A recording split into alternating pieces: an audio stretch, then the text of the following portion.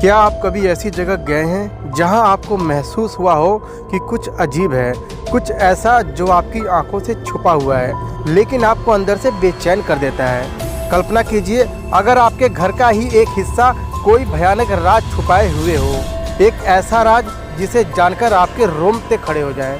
आज हम एक ऐसी रहस्यमय कमरे की कहानी बताने जा रहे हैं जिसकी दहलीज पर कदम रखते ही लोग गायब हो जाते हैं। सवाल यह है, उस कमरे में ऐसा क्या है जो वहां जाने वाला कोई भी वापस नहीं आता?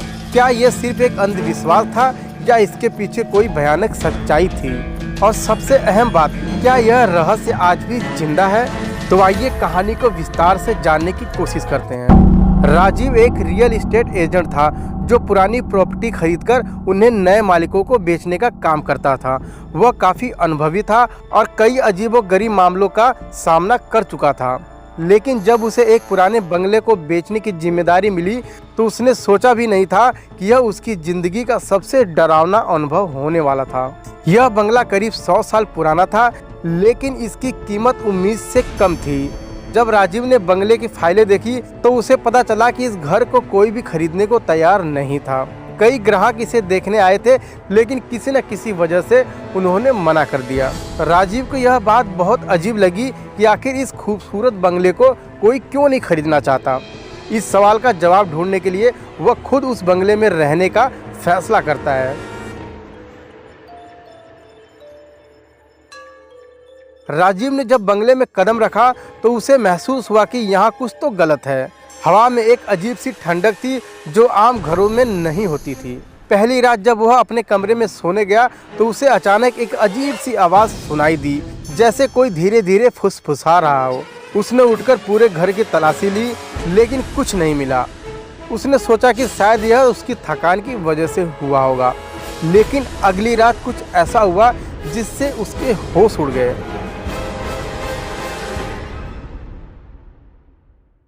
रात के करीब 2 बजे अचानक राजीव की नींद खुल गई। उसे ऐसा लगा कि जैसे कोई उसके कानों में बुदबुदा रहा हो। उसने अपने मोबाइल का टॉर्च ऑन किया और घर के अंदर घूमने लगा। तभी उसकी नज़र एक पुराने दरवाजे पर पड़ी जिसे उसने पहले नहीं देखा था।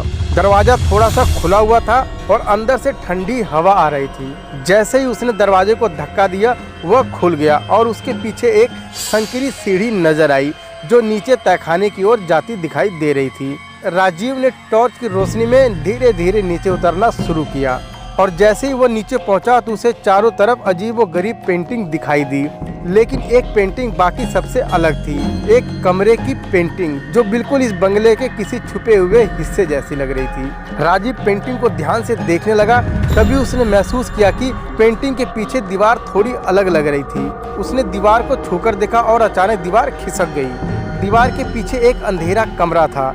राजीव ने टॉर्च जलाकर अंदर देखा और जो कुछ उसने देखा उससे उसकी सांसें थम गई। कमरे के बीचों बीच एक पुरानी कुर्सी थी जिससे जंग लगी हथकड़ियां लटकी हुई थी।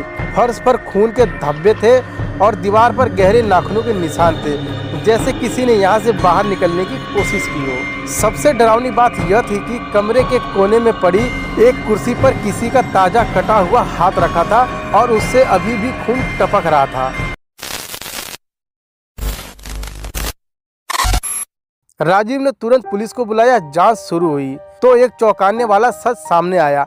यह बंगला कभी डॉक्टर सोमेश गुप्ता नाम के एक व्यक्ति का था। वह एक मनोवैज्ञानिक था, लेकिन वह मानसिक बीमारियों के इलाज के नाम पर लोगों पर भयानक प्रयोग करता था।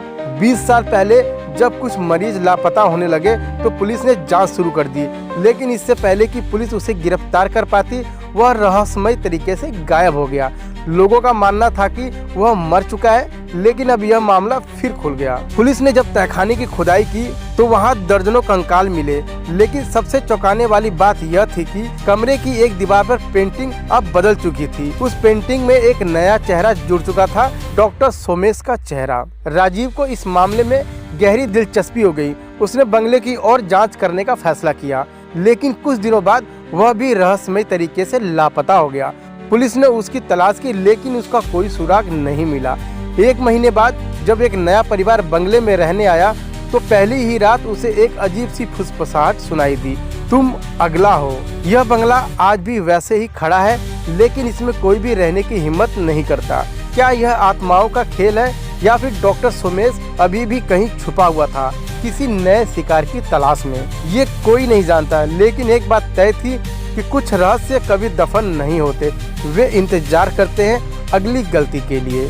तो दोस्तों, ये कहानी आप लोगों को कैसी लगी? अगर इस कहानी में कोई भी पार्ट आपको अच्छा लगा हो तो कमेंट करके ज़रूर बताएं, और मेरे चैनल पर नए आए हैं तो सब्सक्राइब करना तो बिल्कुल ना भूलें। धन्यवाद।